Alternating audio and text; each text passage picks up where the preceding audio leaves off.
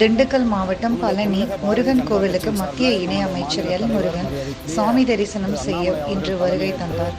Rope car மூலம் மலைக்கோயிலுக்கு சென்ற மத்திய இணை அமைச்சர் எல் முருகன் சாமி தரிசனம் செய்துவிட்டு செய்தியாளர்களை சந்தித்தார். அப்போது அவர் தெரிவித்ததாவது: பாஜக தலைவர் அண்ணாமலை மேற்கொண்டுள்ள என் மக்கள் பாத யாத்திரை நிறைவு நாளான வருகிற 27ஆம் தேதி பிரதமர் மோடி பல்லடத்திற்கு வருகை தரவுள்ளார்.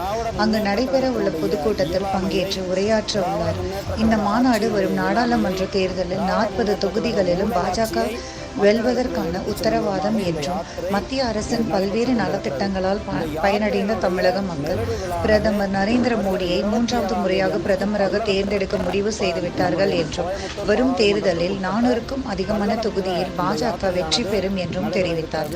தொடர்ந்து நாடாளுமன்ற தேர்தலில் போட்டியிடாமல் மாநிலங்களவை உறுப்பினராக தேர்ந்தெடுக்கப்பட்ட எல் முருகனை திமுக விமர்சிப்பது குறித்து கேள்விக்கு, திமுக மன்னராட்சி நடத்துவது போல பாஜக செயல்படாது என்றும், திமுகவினர் தங்களை தாங்களே வேட்பாளர்களாக அறிவித்துக் கொள்ளும் மன்னராட்சி பாஜகவில் இல்லை என்றும், பாஜகவிற்கு என்று கட்டுப்பாடு உள்ளது, அதன்படி தேசிய தலைமை, பாராளுமன்ற குழு என பல்வேறு நிர்வாகத்தின் கீழ் மாநிலங்களில் முழுவதும் உள்ள வேட்பாளர்களை தேர்வு செய்து அறிவிக்கும் வேட்பாளர்களை போட்டியிடுவர். அதன்படி அடிமட்ட தொண்டனுக்கும் வாய்ப்பு வழங்கும் கட்சி பாஜக என்றும், ராசா ஒரு ஊழல்வாதி என்றும், ராசா மட்டுமல்ல ஒட்டுமொத்த திமுகவினரும் ஊழல் ராஜாக்கள் என்றும், வரும் தேர்தலில் ஒட்டுமொத்தமான திமுகவினரையும் புறக்கணிக்க மக்கள் தயாராகிவிட்டதாகவும் தெரிவித்தார்.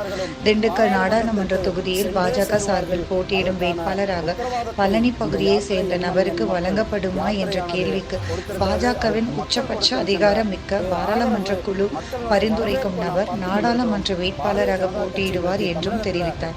மத்திய இணையமைச்சர் எல் முருகனுடன் திண்டுக்கல் மேற்கு மாவட்ட தலைவர் கனகராஜ் உள்ளிட்ட பாஜக நிர்வாகிகள் பலர் உடனிருந்தனர். 10 ஆண்டுகள்ல எண்ணற்ற திட்டங்களை செய்திருக்கிறார்கள். அந்த திட்டத்தினுடைய பயனாளிகள் ஒவ்வொரு வீட்டிலையுமே சென்று சேர்ந்திருக்கிறார்கள். அது அனைவருக்கும் வீடு கட்டும் திட்டமாகட்டும், அதே போல இலவச கேஸ் கனெக்ஷன் திட்டமாகட்டும், வீட்டுக்கு வீடு குடிநீர் திட்டமாகட்டும், வீட்டில் டாய்லெட் கட்டி கொடுத்ததாகட்டும், முத்ரா லோன் ஆகட்டும், தெருவோர வியாபாரிகளுக்கான லோன் ஆகட்டும், இப்படி ஏதாவது ஒரு திட்டத்தில் பயன்பெற்றவர்கள் இங்கிருந்து கொண்டிருக்கிறார்கள். நாம் இன்றைக்கு பார்க்கிறோம், மிகப்பெரிய ஹைவேக்கள், எக்ஸ்பிரஸ் ஹைவேக்கள், விமான நிலையங்கள், ரயில்வேக்களினுடைய மேம்பாடு, இப்படி அனைத்தையும் இன்றைக்கு ஒரு மிக ஒருங்கிணைந்த வளர்ச்சியோடு இன்றைக்கு பாரத தேசம் மிக வேகமாக வளர்ந்து கொண்டிருக்கிறது. பிரதமர் திரு நரேந்திர மோடிஜி அவர்கள் 3வது முறையாக காட்ரிக் வெற்றியாக 400க்கும் மேற்பட்ட தொகுதிகளில் வெற்றி பெற்று 3வது முறையாக ஆட்சி அமைப்பது உறுதி செய்யப்பட்ட ஒன்று. தமிழகத்திலிருந்து தேசிய ஜனநாயக கூட்டணி 40 தொகுதிகளும், பாண்டிச்சேரி முதற்கொண்டு 40 தொகுதியிலும் வெற்றி பெறுவோம். ஆனால் 2வது மாநிலங்களவை உறுப்பினராக தேர்ந்தெடுக்கப்பட்டிருக்கீங்க, வாழ்த்துக்கள்னா. ஆனால் இதை எதிர்கட்சிகள் நீங்கள் நீலகிரியில் போட்டியிடப்பட்டிருந்தாலும், ஆனால் நீங்கள் தோல்வியும் இங்கே பாருங்கள், எங்கள் கட்சியை பொறுத்தளவுக்கு பாராளுமன்ற குழு அவர்கள் முடிவு செய்வார்கள். யார் வேட்பாளர், எப்போ வேட்பாளர், அது சொல்லுவார். இன்னைக்கு வரலாம் எந்த தொகுதிக்குமே இவர் தான் வேட்பாளர்ன்ட்டு எங்கள் கட்சி சொன்னது பழக்கம் கிடையாது. எங்கள் கட்சியில் அது திமுகவில் அவங்க பிரகடனப்படுத்திக்கலாம். ஏன்னா அது மன்னராட்சி. என்னது திராவிட முன்னேற்ற கழகம் மன்னராட்சி, ஊழல் ராஜாக்கள் இருக்கிற அந்த கட்சி. அந்த கட்சி யார் வேணாலும், நான் இந்த தொகுதியினுடைய ஹீரோ, நான் தான் இந்த தொகுதியினுடைய வேட்பாளர், நான் தான் இந்த குறுநில மன்னர் அப்படின்ட்டு அவர்கள் திராவிட முன்னேற்ற கழகத்தில் சொல்லிக்கொள்ள முடியும். ஆனால் பாரதிய ஜனதா கட்சியினுடைய தொண்டர்களுக்கு ஒரு கட்டுப்பாடு இருக்கிறது. பாரதிய ஜனதா கட்சி நிர்வாகிகள், எங்களுடைய தேசிய கட்சி, எங்களுடைய தேசிய தலைமை, அவர்கள் பாராளுமன்ற குழு இருக்கிறது. அந்த குழு முறையாக ஒவ்வொரு மாநிலத்திற்கும் தேர்தல் நேரத்தில் தேர்தலுக்காக வேட்பாளர்களை அறிவிப்பார்கள். அப்பொழுது யார் வேட்பாளரை அறிவிக்கிறார்கள் என்பது எங்கள் கட்சியினுடைய முடிவு. ராஜா ஊழல்வாதி என்பது மக்களுக்கு தெரியும்.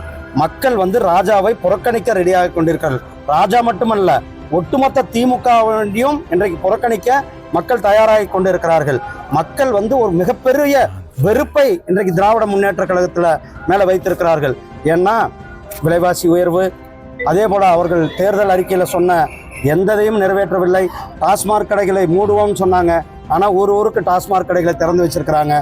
கஞ்சா கிராமமும் கஞ்சா புறையோடிப்பட்டு போயிருக்கிறது.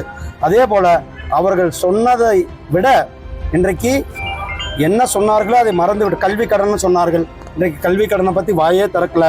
அதாவது திராவிட முன்னேற்ற கழகம் இன்றைக்கு சொத்து வரி உயர்வு, நிலவரி உயர்வு, மின்சார கட்டணம் 300 ரூபா ஒரு சாதாரண குடும்பத்திற்கு வந்த மின்சார கட்டணம் இன்றைக்கு 1000 ரூபாயாக மின்சார கட்டணம் வந்து கொண்டிருக்கிறது. இதெல்லாம் மக்கள் திராவிட முன்னேற்ற கழகத்தை, திமுகவை, ஊழல் திமுகவை, திருட்டு திமுகவை அவர்கள் தூக்கி எறிய ரெடியாகி கொண்டிருக்கிறார்கள் என்பதுதான் காட்டுகிறது. திண்டுக்கல் நாடாளுமன்ற தொகுதியில் இதுவரைக்கும் திண்டுக்கல் சேர்ந்தவர்களுக்கே நாடாளுமன்ற உறுப்பினர்களுக்கான வேட்பாளராக கொடுத்துருக்காங்க. இந்த முறை பாஜகவில் பழனி பகுதியை சேர்ந்தவருக்கு வாய்ப்பு இருக்குமா? எங்களுடைய கட்சியை பொறுத்தளவுக்கு எங்களுடைய பாராளுமன்ற குழு, அதாவது அதுதான் எங்களுடைய உச்சபட்ச அதிகாரம் படைத்த பாராளுமன்ற குழு, அவர்கள் முடிவு செய்து யாரை வேட்பாளர்களாக அறிவிக்கிறார்களோ அவர் பாரதிய ஜனதா கட்சியினுடைய வேட்பாளராக இங்கு வேலை செய்வார். அதனை இப்பதானே சொன்னேன், எங்க பாராளுமன்ற குழுன்னு சொன்னோம்ல. நன்றி.